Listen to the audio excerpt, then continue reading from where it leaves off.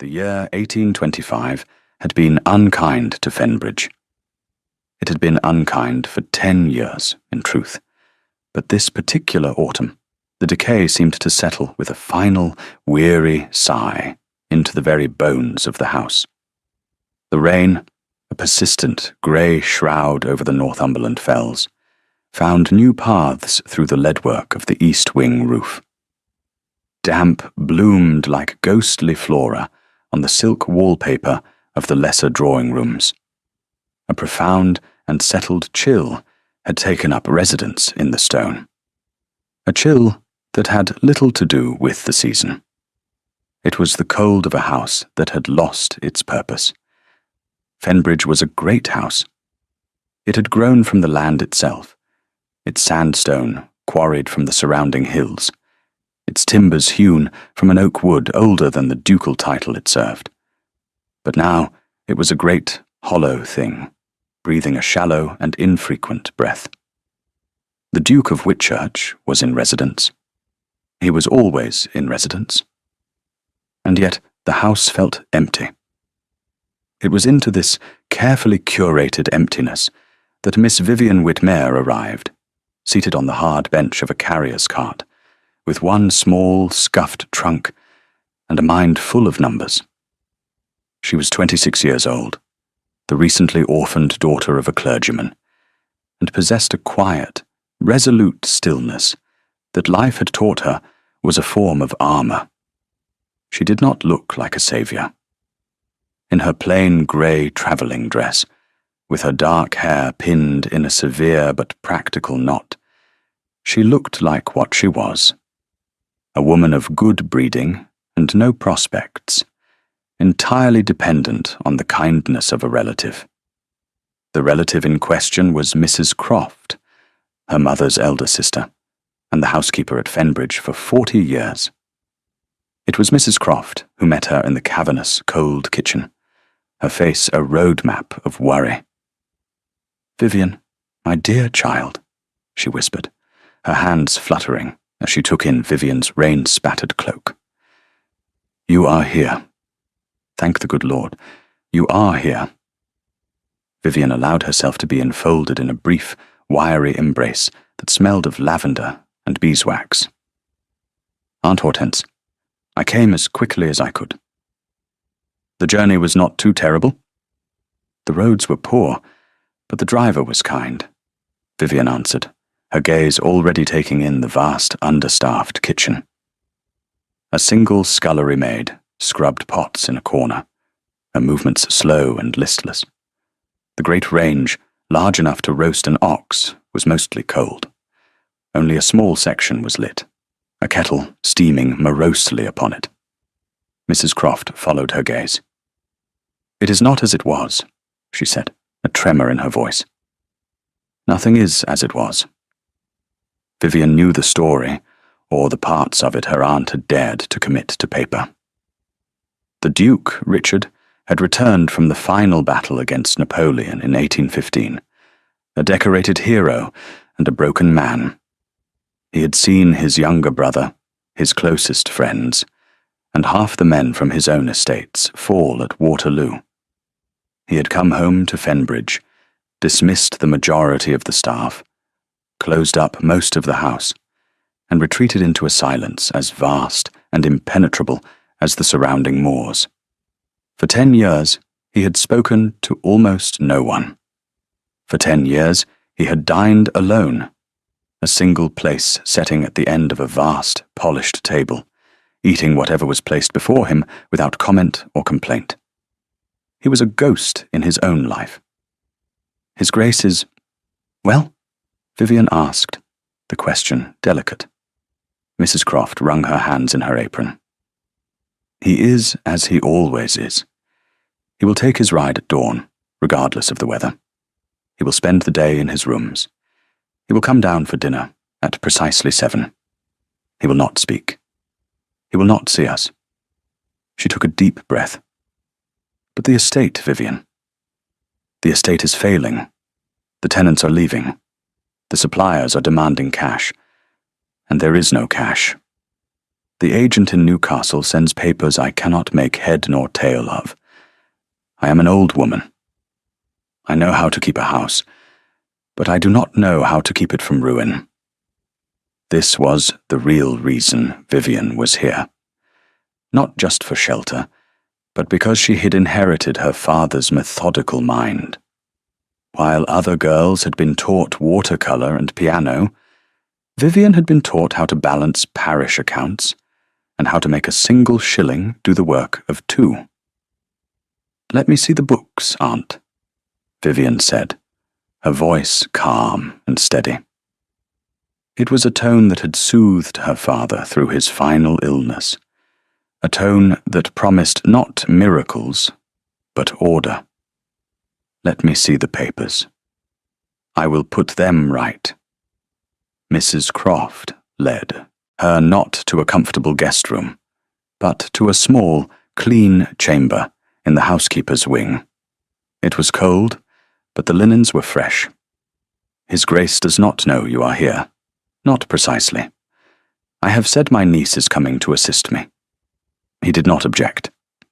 Her aunt's expression was clear. He had not objected because he had not truly heard. "Stay out of his sight, child. He does not like surprises." Vivian understood. She was to be as much of a ghost as the Duke himself, a quiet, unseen force working in the shadows to hold the crumbling walls together. She unpacked her few belongings. 2 more dresses, 1 black, and 1 a dark, serviceable blue, a book of sermons by her father, and a worn, leather-bound ledger, its pages filled with her own neat, precise script. It was all she had left of her old life. That evening, as the clock in the great hall struck 7, Vivian stood in the shadows of the upper gallery. She watched as the Duke of Whitchurch descended the grand staircase. He was tall, broader in the shoulder than she had expected, and moved with a strange, contained grace, like a great hunting animal confined to a cage. His chestnut hair caught the dim light of the single candle sconce that was lit. He did not look at the portraits of his ancestors that lined the walls. He did not look at the dust motes dancing in the gloom. His gaze was fixed on the floor ahead of him, his face a mask of handsome, chilling indifference. He passed below her, without a flicker of awareness. She saw the clean, sharp line of his jaw, the stark set of his mouth. She saw that his hands, though bare, were clenched into fists at his sides. He disappeared into the darkness of the dining room, a solitary man on his way to a solitary meal in a room designed for 50. Vivian did not pity him. She had learned early that pity was a useless emotion. Instead, a different feeling took root, a quiet, stubborn determination. She looked from the retreating figure of the Duke to the peeling paint on the wall, to the tapestry that was fraying in its corner. It was all one and the same problem. A great house and a great name falling into ruin. And she, for reasons she could not yet fathom, was the only one who seemed to have noticed. She retreated to her room. The image of his clenched fists burned into her mind. The house was not empty, she realized. It was full of a grief so large it had displaced everything else. The next morning, Mrs. Croft led Vivian to the estate office. It was a small, cold room behind the butler's pantry, smelling of dust and decay. Piles of paper lay everywhere. Bills, receipts, letters, and ledgers coated in a fine grey powder. They were not filed. They were not ordered. They were simply abandoned. The last agent left 5 years ago, Mrs. Croft said, her voice hushed, as if the papers themselves might object. His Grace would not appoint another. He said to send everything to his man of business in Newcastle, but I don't think Mr. Henderson has ever set foot in this house. Vivian ran a finger over a stack of invoices, leaving a clean line in the dust. He has been paying them, I assume. A draft is sent from the bank in London every quarter. But is it enough? Is it too much? Who is to say? The butcher complains the price of beef has risen. The chandler says the cost of wax is twice what it was. I have no authority to agree or disagree. I try to make do. Vivian picked up the top invoice. It was from the local blacksmith for the shoeing of 4 horses, dated 6 months prior. It was marked unpaid. Beneath it was another, and another. A mountain of small, forgotten debts. "This is not a muddle, Aunt," Vivian said softly, after an hour of silent assessment. "This is a catastrophe waiting to happen." For the next week, Vivian worked in the small, cold office from dawn until dusk. She moved like a shadow through the house, never venturing into the main wings during the hours the Duke might be about. She learned the rhythms of his ghostly existence. The sound of his boots on the gravel at sunrise as he left for his solitary ride. The faint echo of his footsteps in the hall as he descended for dinner. The utter silence from his wing of the house at all other times. He was a fixed point of stillness in a world she was determined to set in motion. She began by imposing order. She sorted the papers into piles. Invoices, receipts, letters from tenants, legal documents. She sharpened quills, mixed fresh ink, and opened a new ledger. Her handwriting, clear and elegant, began to fill the empty pages, a quiet rebellion against the chaos. She found discrepancies everywhere. Suppliers who were overcharging, tenants who had not paid rent in years, bills for services that had long since been discontinued. She started with the kitchen accounts. She discovered they were paying for £20 of butter a week, though Mrs. Croft confirmed they used less than half of that. They were being charged for game from the market, when the estate's own gamekeeper could provide more than enough. Small things. Insignificant things, perhaps, in the grand scheme of a dukedom. But Vivian knew that a great house did not fall in a single crash of thunder. It crumbled away in tiny, unnoticed increments. She began to make changes. She sent polite, firm notes to the suppliers, questioning their invoices. She calculated the exact amount of food needed each week, and had Mrs. Croft order only that. She discovered a cache of fine French brandy in the cellars, untouched for a decade, and arranged for a wine merchant from Newcastle to purchase it, providing a much-needed injection of cash. The house began, almost imperceptibly, to change. There was a little more food in the larder. The scullery maid received her back pay and started to smile. Mrs. Croft seemed to stand a little straighter. The chill in the stone corridors did not disappear, but it seemed to retreat a little, pushed back by the small, persistent warmth of Vivian's purpose. Vivian felt a satisfaction in it that was sharp and clean. This was a puzzle she could solve.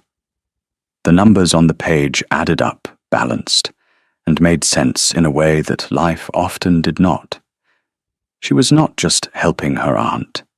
She was rebuilding a world. One afternoon, seeking a specific deed from 1780, Mrs. Croft suggested the main library. "His Grace never goes in there," she assured Vivian. "Not since his father passed.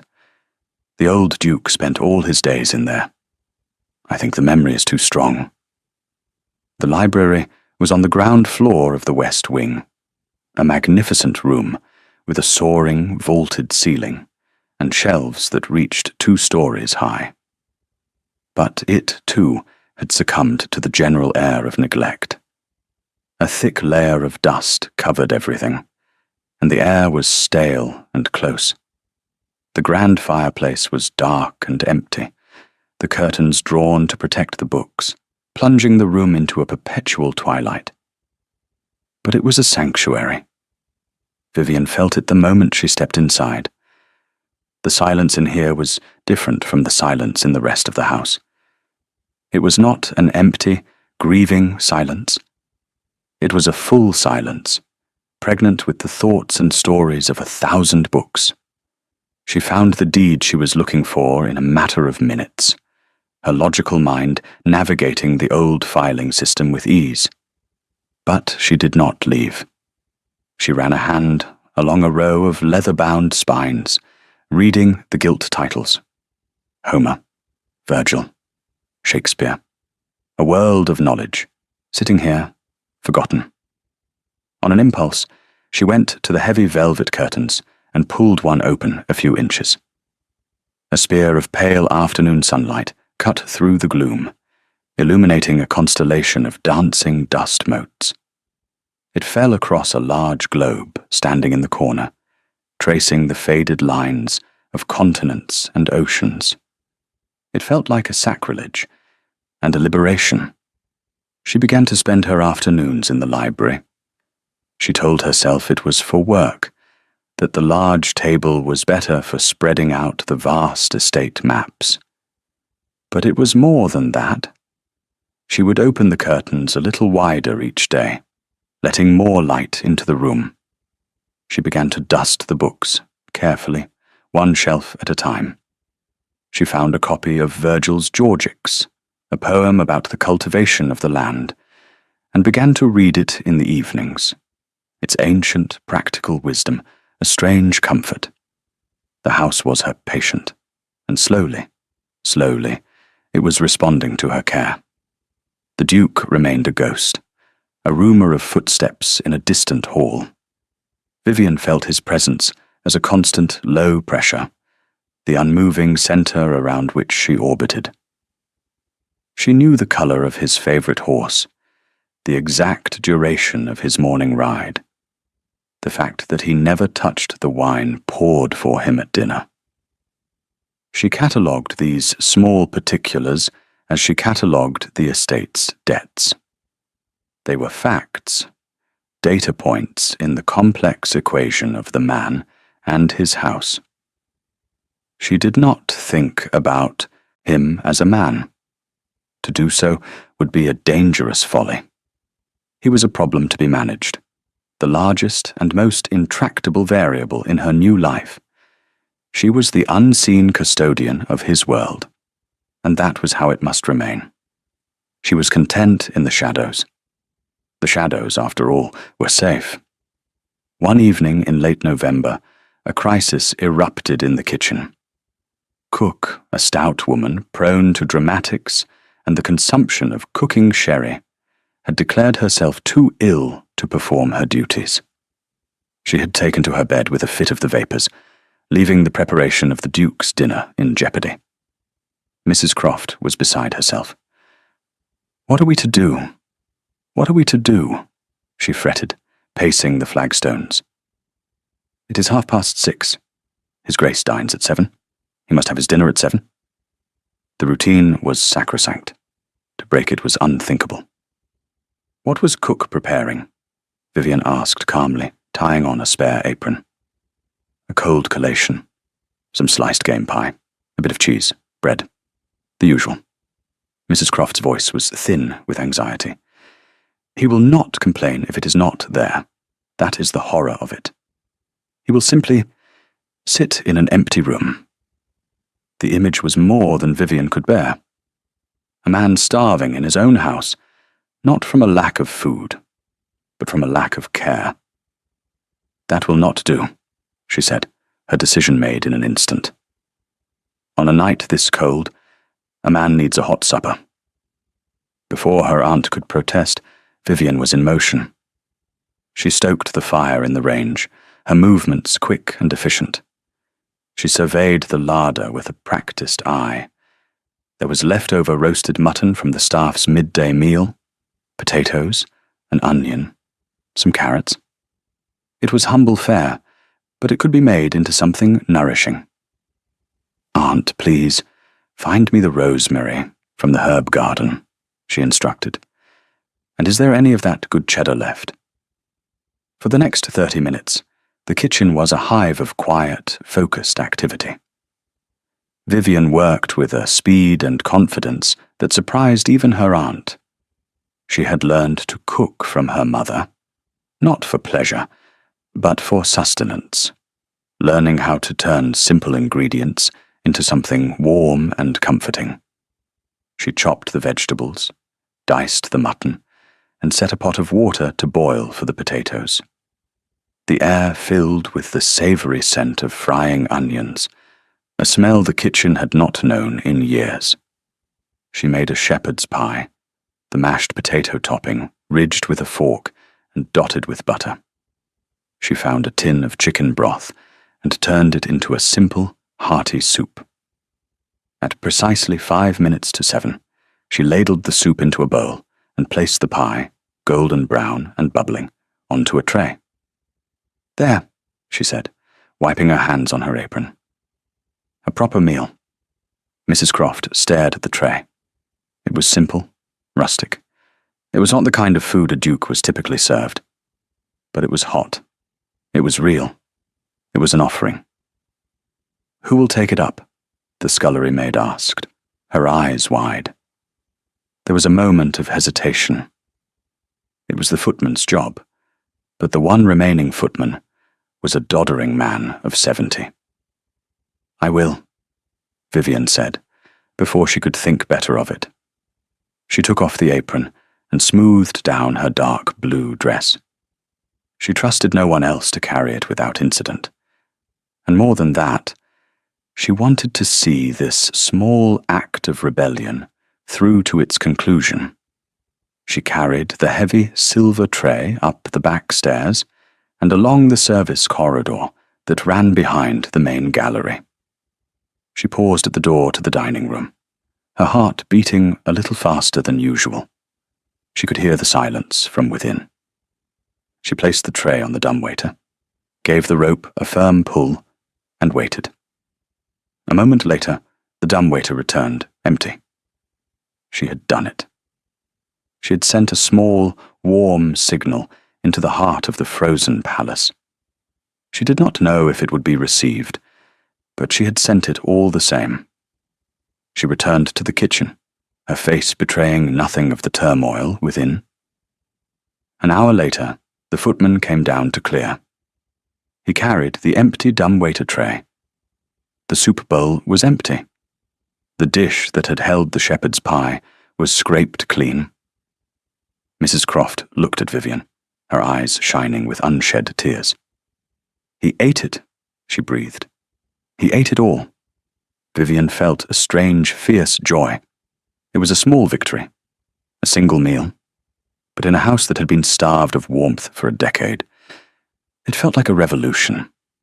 From his solitary post in the vast, echoing dining room, Richard, Duke of Whitchurch, noticed the change. He noticed everything. His self-imposed exile had honed his senses, made him preternaturally aware of the small shifts in his environment. He noticed the way the draft from under the door seemed less persistent. He noticed the beeswax polish on the table held a deeper luster. He noticed the bread, for the first time in memory, was fresh. They were insignificant details, motes of dust in the great, still cathedral of his grief. He had built this life for himself, a fortress of routine and silence. It was his penance, for surviving when better men had not, for carrying a title he felt he had not earned, a life he did not want. The cold, tasteless meals, the echoing halls, the profound loneliness. They were the hair shirt he wore, a constant, private atonement.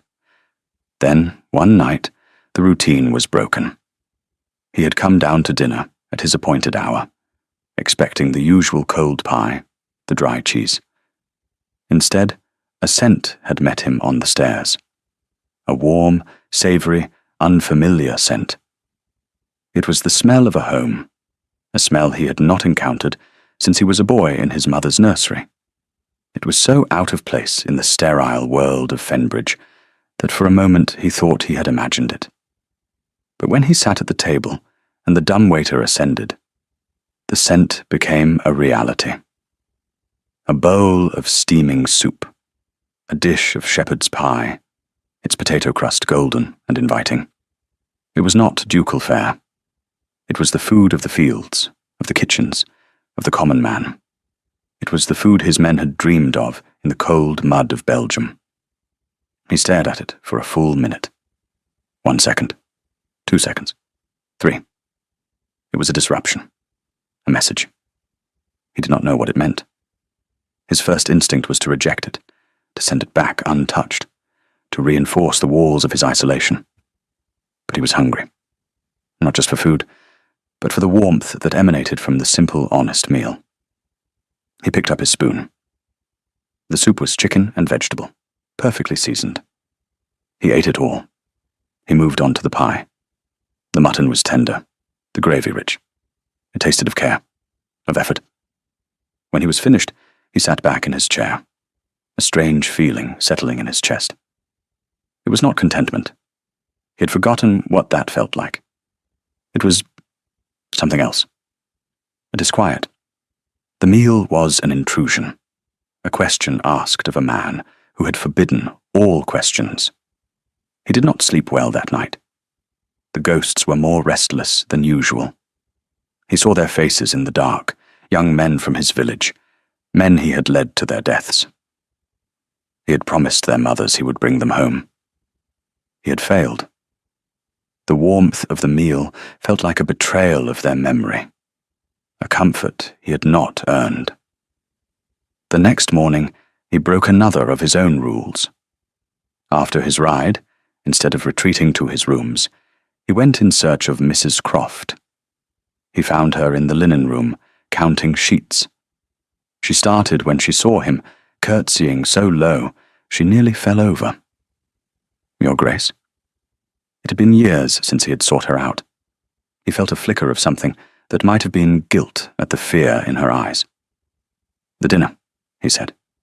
His voice was rough from disuse. "Last night." "Yes, Your Grace. I hope it was acceptable." He ignored the question. "Cook was ill?" "Yes, Your Grace. A sudden indisposition." He waited.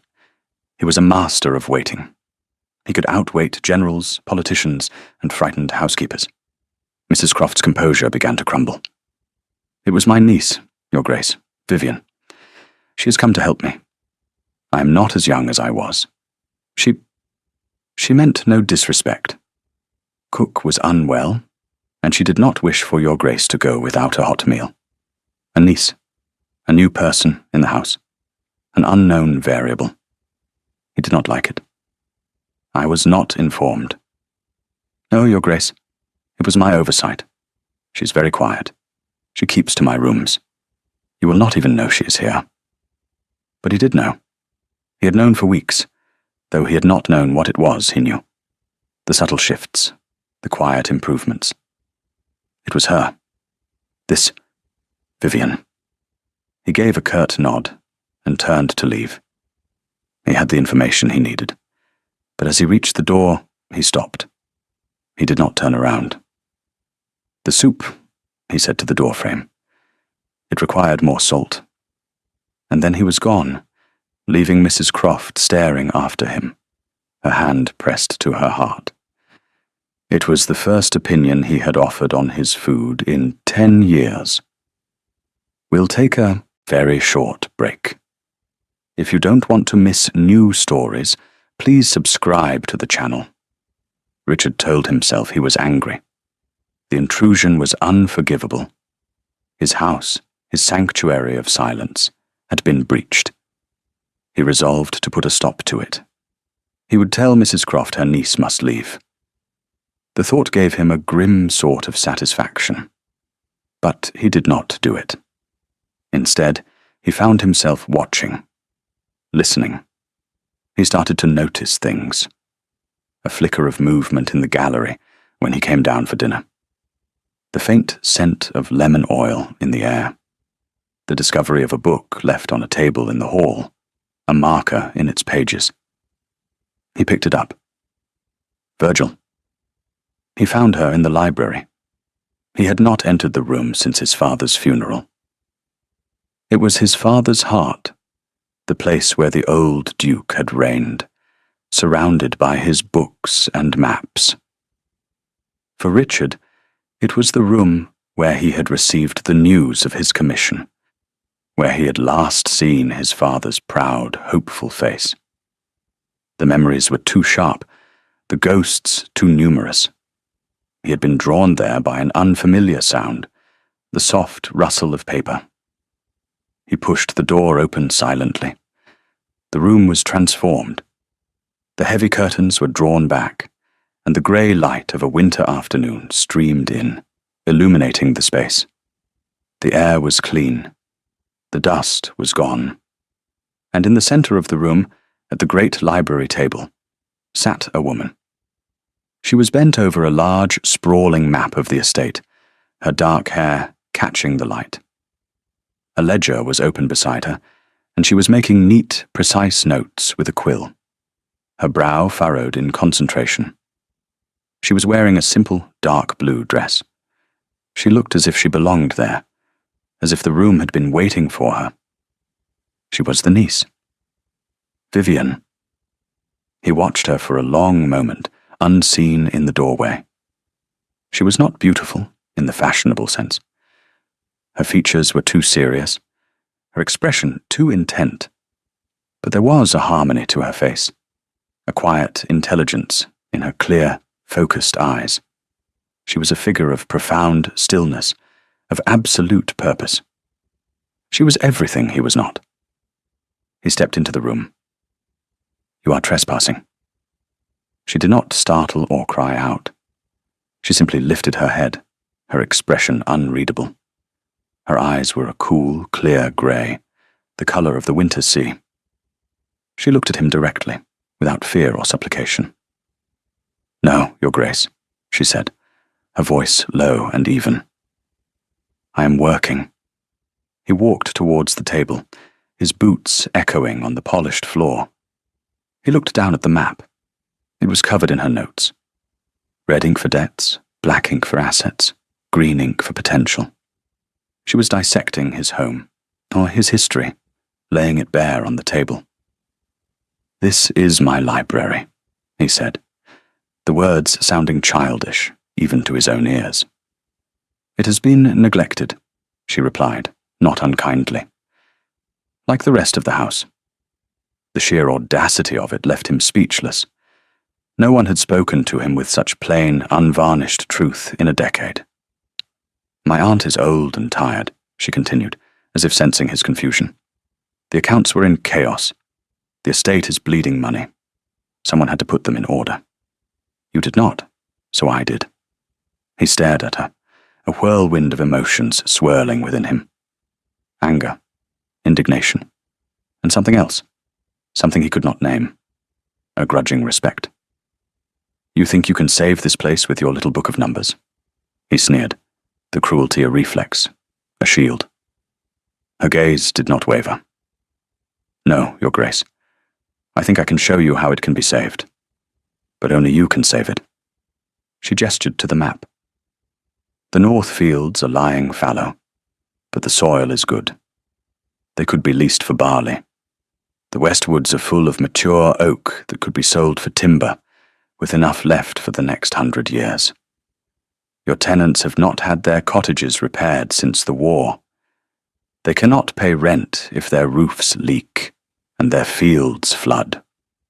She spoke with a passion that was as quiet and intense as she was. She was not talking about numbers. She was talking about a living, breathing entity, about the land, about his duty. He felt a sudden, suffocating pressure in his chest. He turned and walked to the window, staring out at the bleak winter landscape.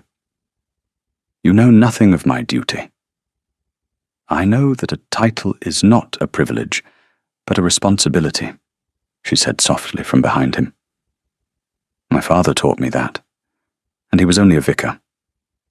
Silence fell between them. It was a different kind of silence than the one he was used to. It was not empty. It was filled with her words, with the challenge she had laid at his feet. He should have thrown her out. He should have been furious. But all he felt was a profound weariness, and a flicker of something he had long thought extinguished. A spark of interest. "Continue your work," he said without turning, "but do not presume to know what is best for this house, or for me." He left the library, the scent of old books and lemon oil, and the memory of her clear, steady gaze following him down the hall. The fortress of his solitude had been breached, not by a frontal assault, but by a quiet woman with a ledger and a pot of ink. And he found, to his own astonishment, that he was not entirely displeased. The winter deepened, locking Fenbridge in its icy grip. But inside the great house, a slow thaw had begun. The encounters between the Duke and the bookkeeper's niece became a strange, unspoken ritual. Richard found himself drawn to the library, the one place he had avoided for so long, now the only place in the house that felt alive. He would enter without a word and take a book from the shelves, settling in one of the large wing-back chairs by the fireplace, which Vivian now kept lit. He would pretend to read, but he would watch her over the top of his book. He watched her work, her concentration absolute. He watched the way she bit her lip when a column of numbers refused to balance. He watched the small, satisfied smile that touched her mouth when she finally brought order to a page of chaos. Vivian, for her part, was acutely aware of his presence. At first it was unnerving. He was a brooding, silent giant in the corner of her newfound sanctuary. But she learned to work around him. She treated him as she treated the ancient globe or the bust of Cicero, as another piece of the room's furniture. A particularly large, dark, and unpredictable piece of furniture, but a fixture nonetheless. They rarely spoke. Sometimes a full afternoon would pass with only the whisper of a turning page, or the scratch of her quill to break the silence. But the silence was changing. It was no longer the hostile, grieving emptiness of the house.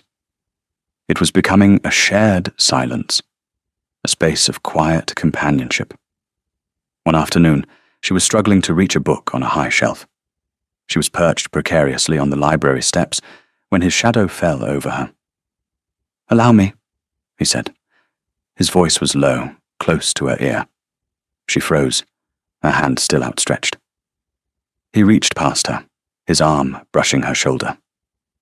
The brief contact sent a jolt through her, a startling warmth in the cold room. He easily retrieved the book, a treatise on crop rotation, and handed it to her. Their fingers brushed. His hands were large, strong, the knuckles scarred, the hands of a soldier. She looked up at him, and for the first time, their eyes met and held for more than a fleeting second. His were the color of a coming storm, and she saw something in their depths beyond the cold indifference. A flicker of pain, of exhaustion. "Thank you, Your Grace," she whispered, her voice barely audible. He simply nodded and retreated to his chair, the brief moment of connection broken. But it left an afterimage, a change in the very air between them. He was not a statue. He was a man who was suffering. Richard returned to his chair, his heart hammering in his chest. The simple act of handing her a book had felt monumental. Her scent, a clean, fresh smell of soap and paper, filled his senses. The brief touch of her skin was like a spark on dry tinder. He had spent 10 years avoiding all human contact, and in a single moment, this quiet, serious woman had breached his defenses without even trying. He was terrified and intrigued. He began to ask her questions. Not personal questions. Never those. But questions about her work. "What is this?" he asked one day, pointing to a diagram she had drawn. "A plan for a new drainage system for the lower pastures, Your Grace," she explained, her tone businesslike. "The current one is blocked. That is why the fields flood every spring. If we clear it and extend it, we could reclaim 20 acres of grazing land." He listened as she explained the costs, the labor required, the projected increase in revenue from leasing the new pasture. Her understanding was not just theoretical. It was practical, grounded, sensible. She had walked the land. She had talked to the tenants. She had done the work. He began to walk the land with her. Their walks were as silent as their afternoons in the library. He would follow a few paces behind as she strode through the muddy fields, her cloak pulled tight against the wind, pointing out a broken fence, a leaking roof, a field choked with weeds. She did not offer solutions. She simply showed him the problems. She made him see his own neglect. He began to see the estate not as a burden, but as a patient, wounded and bleeding, that he had abandoned. And he began to see Vivian Whitmere not as an intruder, but as the only person who had been brave enough to staunch the bleeding. One blustery March afternoon, they took shelter from a sudden squall in an old shepherd's hut on a high ridge overlooking the estate. The rain lashed against the small window. Inside, it was dark and smelled of earth and old wool. "My father and I used to walk for miles," Vivian said, her voice soft, her gaze distant. "He said you could not care for a parish if you did not know its boundaries, its pathways, its people." It was the first time she had ever volunteered a piece of personal information. Richard held his breath, afraid to break the spell. "He loved this land," she continued. "He believed that God was in the turning of the seasons, in the strength of the oak, in the resilience of the grass." She turned her gaze from the window to him. He would have loved Fenbridge. In her eyes, he did not see pity. He saw understanding. She was not just talking about the land. She was talking about him, about the resilience he had forgotten he possessed. He had the sudden, overwhelming urge to tell her everything, to tell her about the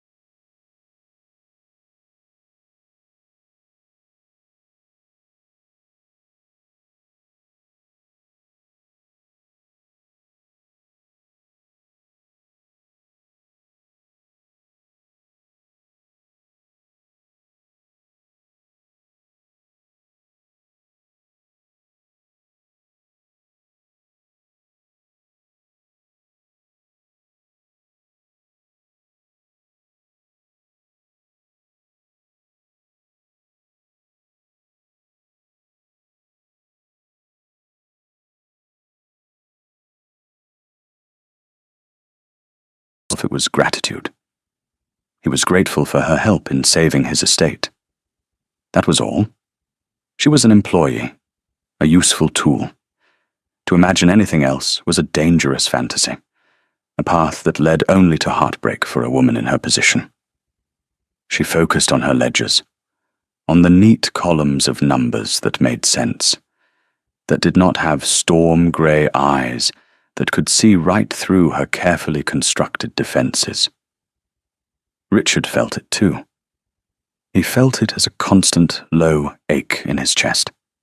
This quiet, capable woman had not only brought his house back to life, she had woken something in him, a feeling he had thought long dead and buried in the fields of Flanders. It was more than gratitude. It was a deep, soul-shaking recognition. He saw in her a strength and integrity that humbled him. He wanted to close the distance between their chairs, to take her hand, to tell her what? He did not have the words. One evening, he made a change to his own rigid routine. Instead of taking his solitary meal in the great dining hall, he instructed a bewildered footman to set a table for one in the small, intimate breakfast room that overlooked the newly repaired gardens. The room was warm and filled with the scent of spring flowers from a vase Vivian had placed on the mantelpiece. Eating there, alone, felt less like a punishment and more like a quiet moment of peace. It was into this fragile, newfound peace that Lady Camilla Ainsworth arrived. She came on a bright afternoon in May, in a gleaming carriage drawn by 4 perfectly matched grey horses, a whirlwind of silk, perfume, and breathless exclamations. Lady Camilla had been Richard's fiancée before the war. She was the daughter of a neighbouring earl, a celebrated beauty, and the woman everyone had expected him to marry. Theirs was to have been the match of the decade. Then came Waterloo. Richard had returned a changed man and broken the engagement with a cold, brief letter. Camilla, by all accounts, had been devastated. She had never married. Now, 10 years later, she had apparently decided that enough was enough. Hearing rumours that the Duke of Whitchurch was finally emerging from his shell, she had come to reclaim her prize. Vivian was in the front hall discussing the delivery of new seed potatoes with the head gardener when the carriage swept up the drive. She watched as Lady Camilla alighted, a vision in rose-pink muslin, her face framed by a bonnet festooned with ribbons and silk flowers. She looked around at the scaffolding, the wagons of stone, the general air of productive chaos, and her perfectly shaped lips thinned in disapproval. "Good heavens," she said, to no one in particular. "It looks like a building site. What on earth has Richard been thinking?" She swept into the hall, her gaze falling on Vivian. She looked her up and down, taking in the plain brown dress, the ink stain on her finger, and dismissed her with a single cool glance. "You there?" she said, her voice light and musical, but with an edge of steel. "Inform His Grace that Lady Camilla Ainsworth has arrived, and then have someone bring me tea. I have had a most dreadful journey." At that moment, Richard himself appeared at the top of the stairs, drawn by the commotion. He had just come in from the fields. His boots were muddy, his hair was wind-tousled, and he had a smudge of dirt on his cheek. He stopped dead when he saw her. "Camilla," he said. The name was flat, devoid of all emotion. "Richard, darling," she cried, her face breaking into a radiant smile. She glided to the bottom of the staircase and looked up at him. Her head tilted. "I heard you were finally rejoining the world, and I thought it was high time I came to see for myself. You have been a hermit for far too long." The next few days were excruciating for everyone. Camilla installed herself in the finest guest suite and set about trying to turn back the clock. She acted as if the last 10 years had been a brief, unpleasant interruption, and that she was now ready to take up her rightful place as Duchess of Whitchurch. Her presence was a loud, jarring note in the quiet harmony Vivian and Richard had established. She was everything Vivian was not: bright, frivolous, demanding, and utterly self-absorbed. She filled the silent house with chatter, with plans for balls and house parties, with complaints about the lack of fashionable society. "We simply must reopen the London house, Richard," she announced at dinner on her first night. She had insisted on dining in the great hall, the two of them looking like tiny, lost figures at either end of the vast table. "And this house needs a complete redecoration. It is so dreadfully brown," Richard responded in monosyllables, his face carved from stone, the old, cold mask firmly back in place. He retreated from her, and in doing so, he retreated from Vivian as well. The walks stopped. The library sessions ceased. He was once again a ghost in his own house, but this time he was haunted by a new ghost, a ghost from his past, dressed in rose-pink muslin. Camilla treated Vivian with a kind of pleasant, dismissive cruelty. She never learned her name, referring to her simply as the little brown bird, or Mrs. Croft's useful niece. She saw Vivian in the library, surrounded by the estate ledgers, and laughed. "Oh, Richard, you don't actually let her meddle with the accounts, do you?"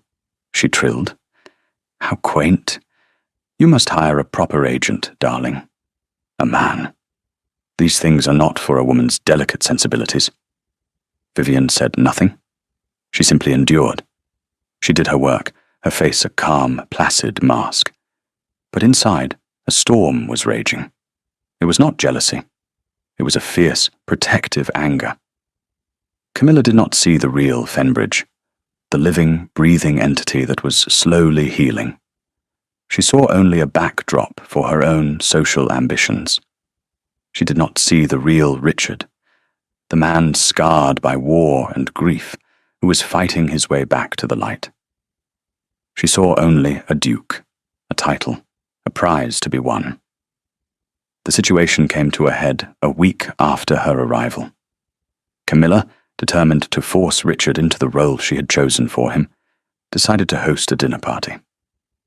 She invited her father, the Earl, and a handful of other local gentry, who were still on speaking terms with the reclusive Duke. "It will be a new beginning, Richard," she declared, ignoring his stony silence.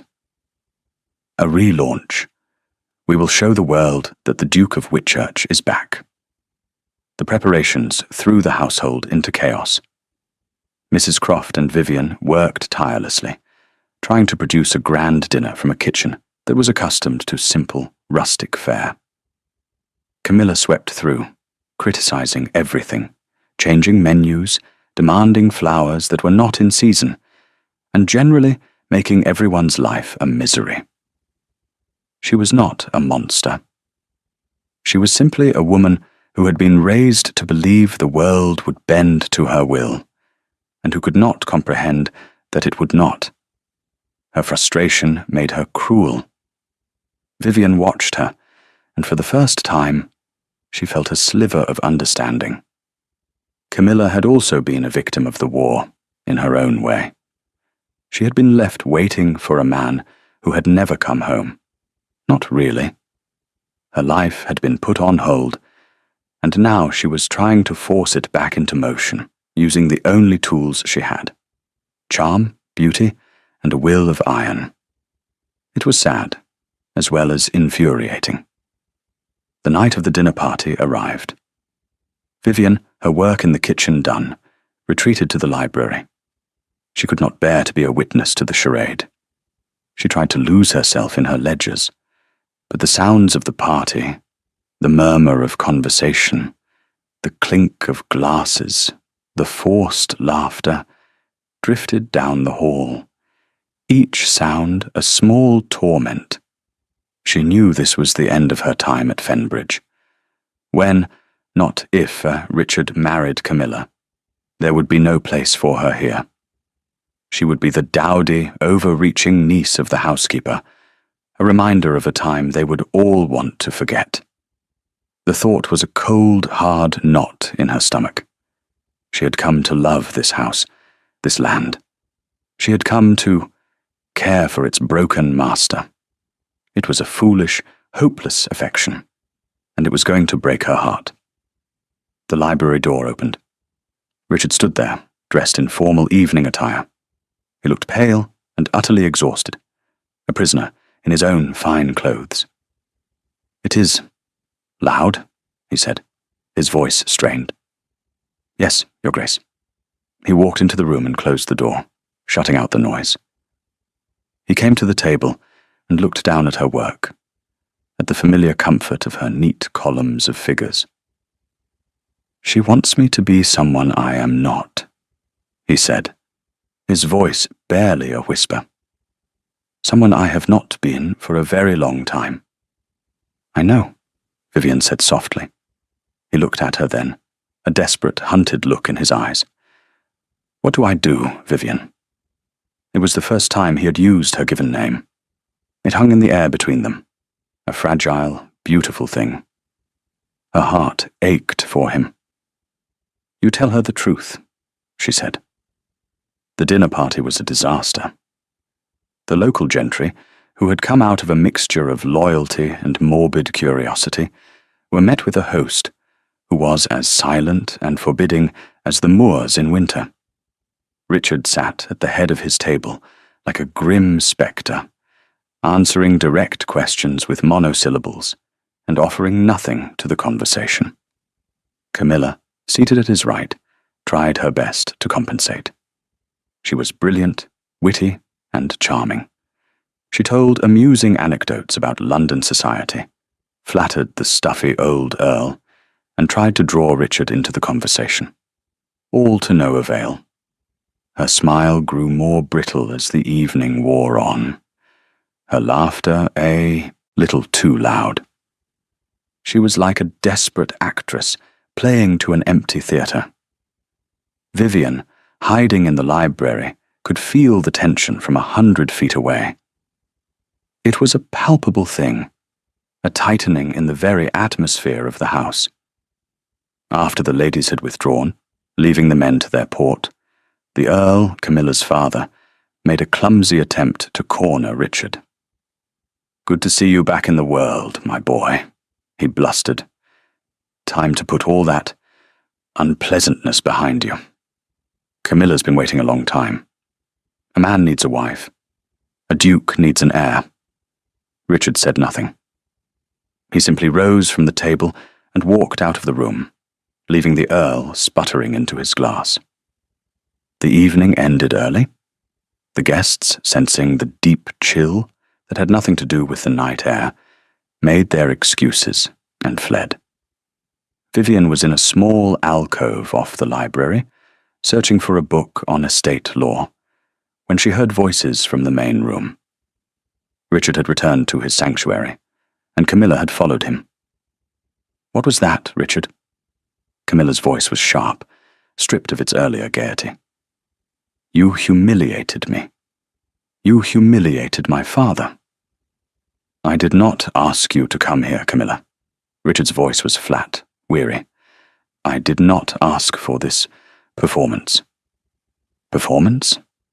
I am trying to give you back your life, a life you have let crumble into dust.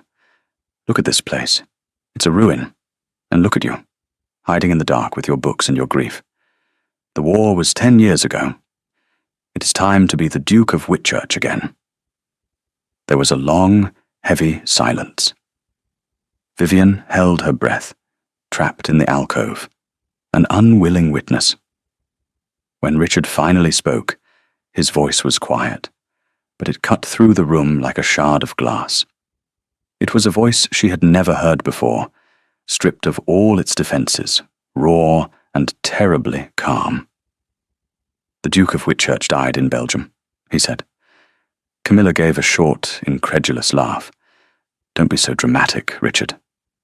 I am not being dramatic. The quietness of his tone was more devastating than any shout. I held my brother in my arms as he died. I wrote the letters to the mothers and wives of the men from this estate who were never coming home. I watched boys of 18 charge a line of cannons because I ordered them to. And then I came home. To this. He gestured around the grand, silent room. To a title. To a party. The man you were engaged to. The man who thought that was a life worth living. He did not survive. He is buried in a field near a small village called Waterloo, along with everyone else I ever cared about. He was not looking at Camilla. He was staring into the empty fireplace, his eyes focused on something a decade in the past. I am what is left, he said. This ghost, this ruin, this is all there is. The silence that followed was absolute. Vivian could hear her own heart beating. She risked a glance from the alcove. Camilla was staring at Richard, her face pale, her beautiful mouth slightly open. For the first time, she was seeing him. Not the Duke, not her former fiancé, but the stranger he had become. The truth, in all its brutal simplicity, had finally reached her. All the fight went out of her. Her shoulders slumped. The brilliant, vivacious Lady Camilla seemed to shrink, becoming just a woman who had lost something she could not even name. I see, she whispered. The words were barely audible. I am sorry, Richard. I truly am. She turned and walked out of the library and out of his life. She did not weep. She did not rage. Her defeat was quiet, dignified, and profoundly sad. Her dream was over, and she finally knew it. Richard did not move. He stood staring into the fireplace, his body rigid, as if the confession had turned him to stone. He knew Vivian was there. He had known it the whole time. Perhaps he had even counted on it, needing a witness to the unburdening of his soul. Slowly, Vivian stepped out of the alcove. The book she had been seeking was still in her hand. She did not know what to say. The silence stretched between them, no longer comfortable, but charged with the weight of his confession. He finally turned to look at her. His face was a wreck, his eyes hollowed out by the ghosts he had finally named. The mask was gone. All that was left was the man, raw and wounded and terribly vulnerable. He did not need to apologize for her overhearing. He did not need to explain. In that shared, terrible moment, a new understanding was forged. He simply stood there, visible for the first time. And she simply stood and saw him. She walked towards him, and without a word, took the empty glass from his unresisting hand and placed it on the mantelpiece. Then she took his hand. It was cold as ice. She held it in both of her own, trying to chafe some warmth back into it. He looked down at their joined hands, at her small, capable hands, holding his large, scarred one. A single, shuddering breath escaped him. Stay, he said. The word was a plea. Don't leave. She looked up at him, into his storm-grey eyes, and saw not a duke, but a man asking for a lifeline. I will not leave, she said. And in the quiet promise, in the simple, steady pressure of her hands, the house and the man finally began to heal. 1 year later, summer had come to Fenbridge, a deep, verdant, glorious summer. The gardens, once choked with weeds, were a riot of colour and scent. Roses climbed the newly repaired walls, and the lawns, thick and green, swept down to a lake that sparkled in the sun. The sound of hammers had been replaced by the drone of bees, and the laughter of children, the sons and daughters of the tenants, who were celebrating the harvest from fields that were, for the first time in a decade, fertile and productive. The house itself seemed to breathe the summer air. The windows were thrown open, and a warm breeze stirred the curtains. The rooms were filled with light. The ghost of grief had not been banished, but it had retreated to the shadows, its power diminished. In the library, which was now the heart of the house, Vivian, now the Duchess of Whitchurch, sat at the great table, a ledger open before her. But she was not looking at the numbers. She was looking out the window at her husband. Richard was standing by the lake, talking to the head gardener. He was dressed not in the fine clothes of a duke, but in the simple, practical attire of a landowner, his sleeves rolled up, his face browned by the sun. He was smiling. It was not a wide, easy smile. It was a quiet, tentative thing, something he was still learning how to do. But it was real. A small boy, the gardener's son, ran up to him, holding out a fistful of wild flowers. Richard crouched down to the boy's level, taking the crumpled offering with a solemn gravity, and then said something that made the boy laugh, a bright, carefree sound that carried across the lawn. Vivian's heart swelled. Their marriage, a quiet ceremony in the village church 3 months after Camilla's departure, had scandalized the county. A duke marrying his housekeeper's niece. A woman with no name, no fortune, no connections. They had whispered behind their hands. But Vivian and Richard had not cared. They had built their world here, at Fenbridge, a world of quiet work, of mutual respect, and of a love that was as steady and deep as the ancient stones of the house. He was not cured. The war had left scars that would never fade. There were still nights when he woke up, his voice choked with a silent scream, the ghosts of his past crowding in on him. On those nights, Vivian would simply hold him, a steady presence, a silent anchor in the dark, until the storm passed. There were still days when a profound melancholy would settle over him, when he would retreat into a silence that was a faint echo of his old prison. But he was no longer alone in the dark. She did not try to fix him. She did not try to erase his past.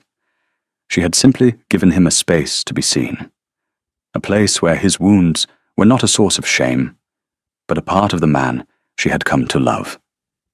Love, she had learned, was not a transaction, but a chosen act. It was the patient work of building a life together, brick by brick, day by day. He looked up from his conversation and saw her watching him from the library window. His quiet smile deepened. He said a final word to the gardener and began to walk towards the house, towards her. Vivian closed her ledger. The accounts were balanced. The estate was thriving. But her greatest accomplishment was not in the numbers. It was in the steady sound of her husband's footsteps on the gravel path, coming home. She rose to meet him. He entered the library, bringing the scent of sun and earth with him. He came to her and took her hands, lifting them to his lips. "The accounts can wait, my love," he said, his voice a low murmur that still sent a shiver down her spine. "Everything is in order, Your Grace," she replied, a teasing light in her eyes. "Richard," he corrected her softly. "My name is Richard." "I know," she said, her smile matching his. He was not the man he had been. He was not the man he was supposed to be. He was simply the man who was here, now, his hand in hers, his eyes full of a love that was both a quiet harbour and a new beginning. He no longer dined alone. And in the great breathing house of Fenbridge, that had made all the difference. Thank you for listening to the story all the way to the end. Please tell us which city you're watching from and what the story made you feel. Don't forget to subscribe so you won't miss new stories.